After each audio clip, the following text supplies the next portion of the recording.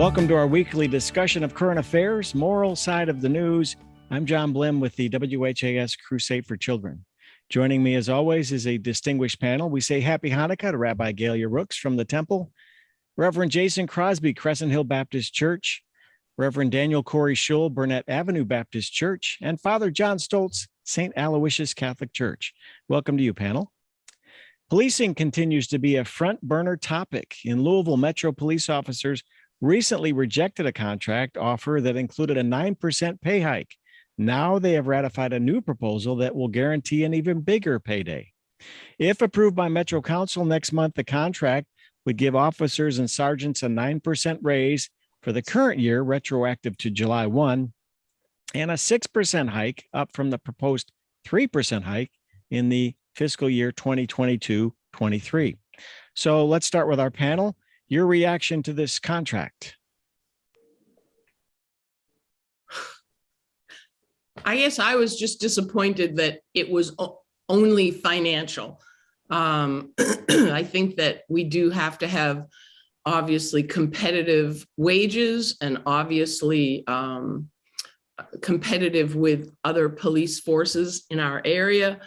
So I'm not upset about that part. I mean, I'm not upset anyway, but I'm not disappointed in that part. I think that police put their lives on the line every day and that they should be paid well. I think that enables them to also choose the best and the brightest rather than, you know, scraping the bottom of the barrel just to get anyone because we don't have enough officers. But having said that, I thought that there were more issues of transparency and community involvement and some of the issues that we all know Louisville needs to be dealing with. And I thought this was a great opportunity to make that happen. And yeah. Yeah, Gaylia, it does feel like a missed opportunity to capitalize on some of the reforms that have been talked about in our community, principally since last summer. This is kind of a major development since last summer's protests, since the killing of Breonna Taylor. And so all this is taking place in the broader context of some real and justified concern and lack of trust when it comes to LMPD. I am all in favor of people who are performing tasks, putting themselves in harm's way, oftentimes that are protecting us. I'm all in favor of ensuring that people have adequate pay, and certainly that force needs to be compensated competitively, especially when other smaller municipalities right here in Jefferson County are paying at a higher rate than what LMPD has been. However, the fact that there weren't more safeguards, there were some regarding the issues if there is an officer involved in what is described, I believe, in the contractual language in a critical incident, that there will be drug testing, that there won't be a 180-day cap on an investigation into an officer. Those are some steps, but those were already agreed to, correct? Am I wrong? I believe they were agreed to in principle, but they were finalized in this at the moment. But that's just the tip of the iceberg in terms of steps that could be taken to really rebuild trust between the community and LMPD. It seems to me to undermine all of the efforts that took place last year. I don't know that this hike in pay is going to solve LMPD's issues in retaining personnel on the police force. We have some really systemic issues that must be addressed within LMPD and concerns from our wider community. I think it's disappointing that we have gone to great lengths to shut out the voices of our community members to, when we talk about defund the police, which is essentially just taking portions of the finances that are used to support the police department and taking those funds to support other social services that will eliminate the police needing to be involved in, dealing with people with mental illness and that type of thing. That receives so much pushback in the community. And it seems like, once again, the community has been slapped in the face. The voices of people who have been most severely and negatively impacted by LMPD, they have once again been ignored, and LMPD has been in some ways rewarded for behavior that is destructive to the community that they're supposed to protect and serve. In this time of negotiation, and knowing that there are people who are pushing for reform and who want a voice on that table, and getting a sense that as negotiations have gone on, like that maybe the police union and maybe others have been resistant to reform, I'm thinking that those pushes are not going to move fast. And here we're getting a sense that they're not moving at all. And so while one could have the hope of that, of a lot of reforms happening in the negotiation, my sense is that it may have come up against such resistance that it just didn't happen. Then I wonder was negotiation made out of fear? Because the last offering that was made was pretty generous in terms of its monetary, as this one is. And I have to think, too, of the many officers who have a harsh job or can be really harsh. It can be a very difficult work, and they are doing so with integrity. I certainly think that they are worthy of a just remuneration. I have no question about that.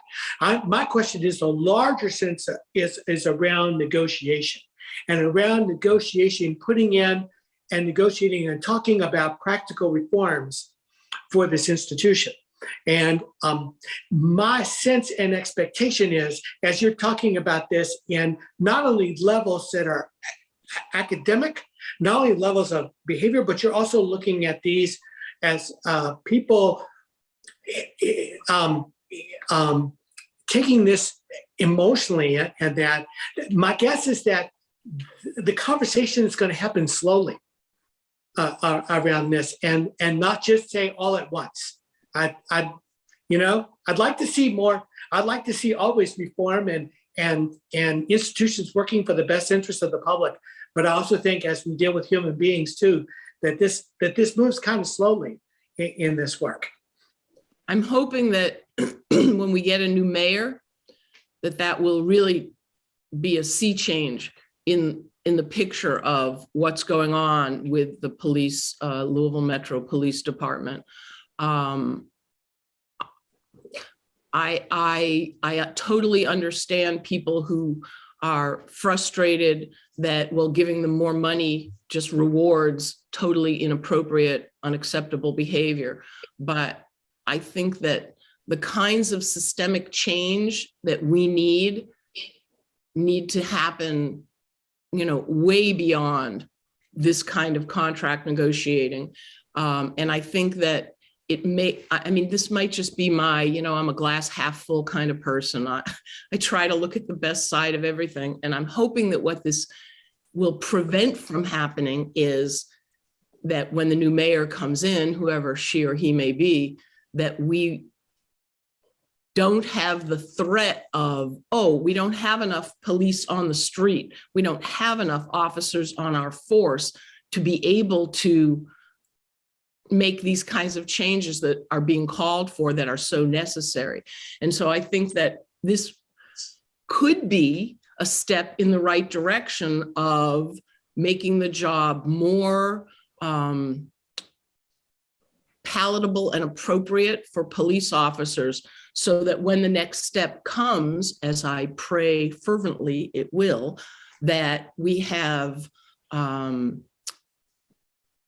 we don't have looming over our heads a a concern about, well, we don't have enough police officers anyway. If we start making things harder for them and more accountable requirements, that, greater accountability, that could just sort of forestall any changes.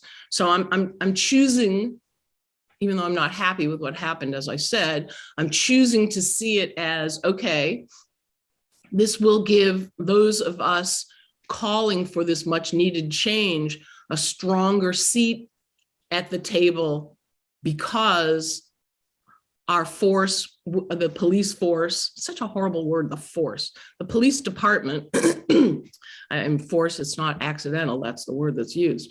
But that will, when we're sitting at the table, the police department will already have its numbers up, and that will enable them to put more officers on probation if there's even a hint of any kind of violent, racist, misogynist, whatever, inappropriate behavior. And so that's, I hope it doesn't sound like Pollyanna, but rather the eternal optimist that this might end up for good. That is my prayer. So do you anticipate or expect or hope for additional reforms? I certainly hope for additional reforms. One thing that's so unusual to me about this entire process is, the union is there to essentially protect the interests of officers, police officers. But, I hope for a situation where even within those meetings, there is some increased awareness and sensitivity to some of the desires and concerns being expressed. I really do think that police officers would be better off. They would be safer.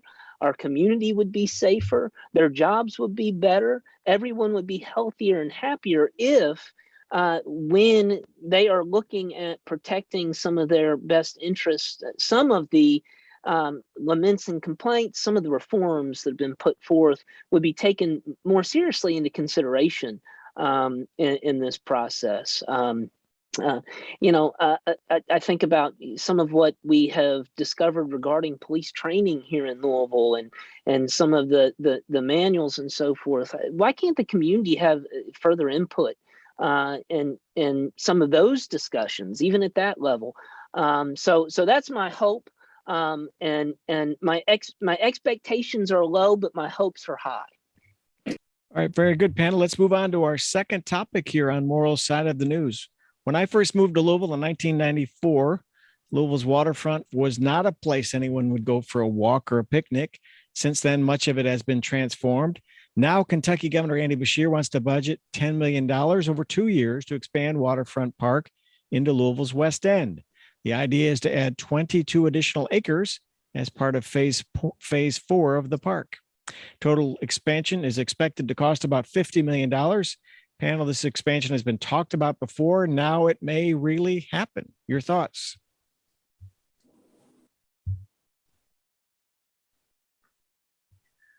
I think of parks as places primarily for human flourishing. I mean, I would think of that as the first benefit that they give to people is that places for the public to gather, to have fun, engage in sports, enjoy the arts, music, and things like that. But there's a secondary benefit to parks too, I think they do provide a local economic benefit to a local community, and I think that's great. And in an area that really needs that attention, I think that this is a step in that boost in economic help to that community, and I think that that's good. And my hope is that the benefits do reap from that, and that it would really bring a benefit. I think also we've all read articles and heard the concerns about especially children, but all people who are growing up in inner cities who don't have as much green space, starting with the most obvious health discrepancies, and getting that fresh air, being away from the inner city is so important. And also our connection to nature. I'm not exactly the outdoorsy type myself, but when I do go out, into the woods, I always feel a sense of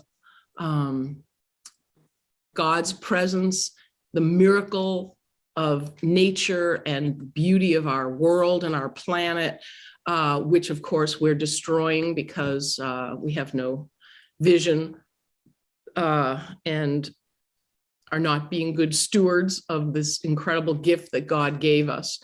So I think parks in general are really important. I think that parks that are easily accessible to lower income families, to all families, that's another wonderful thing. I mean, I read something that said this is going to be a great bridge of the great divide between the West End. It's walking distance from the West End. I know we used to take our kids down to, is it Cox Park down at the river? And, so they'd be playing with kids of all different faiths and colors and nationalities. And that was a good mingling ground. And I think that all in all, this should be wonderful. The coffers are full right now, the state treasury. So if we don't do it now, then when? It's a time when we're looking with the rise of Omicron variant of the coronavirus that we need more outdoor spaces where we can flourish, where our children can flourish. So I think that I think it's a great thing. I just want to underscore John's point about the economic impact of a park. I think one of the best examples of the ways in which investment in green space then stimulates economic development is Waterfront Park itself, and then its relationship to New Lou. The Market Street corridor, as it has been developed, I'm not sure would exist if it wasn't for the construction and the development of Waterfront Park, which preceded the New Lou development. I would hope that there might be similar economic benefits that are generated on the other side of 9th Street. However, I think there's a couple things that need to be noted about this particular project. While I'm all for it for all the reasons that have been expressed, we're talking about from 10th to 14th Street and then around to Portland. And I think one thing to keep in mind, especially for folks that live on the east side of 9th Street, is that portion west of 9th is largely not Black West Louisville, the Portland neighborhood, and so where some of this development will take place. Will it have economic impacts that go further south into West Louisville from the river? I certainly hope so. But another thing we have to be careful about as more money is invested into underdeveloped neighborhoods and areas like this portion of Louisville is that, as was the case with New Lou, gentrification occurred. And folks that had been longtime residents no longer were able to afford to live in a neighborhood that they had called home for a long time. So I'm all for it. But I do think it's very important that we recognize that this is just a small fraction of what is west of 9th Street when we're talking about the riverfront development, and that when money starts flowing in like this, oftentimes folks that are at the bottom are the ones who end up getting displaced. So just a word of caution. we talk about silver linings during COVID, right? Well, this is a little gray cloud just to throw in there on this bright and sunny day. Yeah, gentrification is, I never understood until just a few years ago what a horrible, pardon the expression, whitewashing word that is. And, you know, if you own your home in a neighborhood that's being gentrified, then that's great. But most places that are experiencing that are rental places. And if you can't afford the rent, or if your, you know, apartment building is being torn down or turned into condos or whatever, yeah, I didn't think about that. You know, I ride my bike and run down the path. There's a path that goes west out of downtown underneath Interstate 64, and it goes along some train tracks down toward the locks. At the moment, that is principally undeveloped industrial unused space. So certainly it makes all the sense to make something good with it. However, I would remind folks, right now, you can get there. And while it's not as nice as it will be, it's still a lovely bike path, a running path that gets you from the east side of 9th Street to the west side of 9th Street and vice versa. So I think you all have articulated the possibilities and the issues in a brilliant and beautiful manner. All right, we'll move on to our third topic. We salute one of our own. WHAS 11 news reporter Elle Smith was crowned Miss USA 2021 this week. The 23-year-old University of Kentucky graduate will now compete in the Miss Universe pageant later this month. Elle said, "It was a surreal moment. When I heard them say Kentucky, I didn't know what to do with myself. It was just an overflow of emotion." Panel, great to share this good news. Wishing best of luck to Elle. Your thoughts?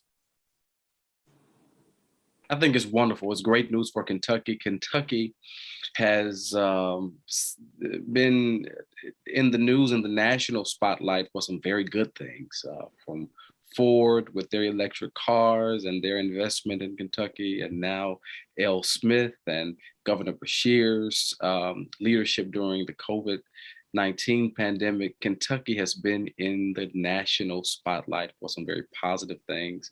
And so I applaud Elle Smith, and I'm really excited to know that she will be representing not only Kentucky, but the United States in the Miss Universe pageant. She is a delightful young woman. I had an opportunity to meet her, and I'm sure that her future will be very, very bright.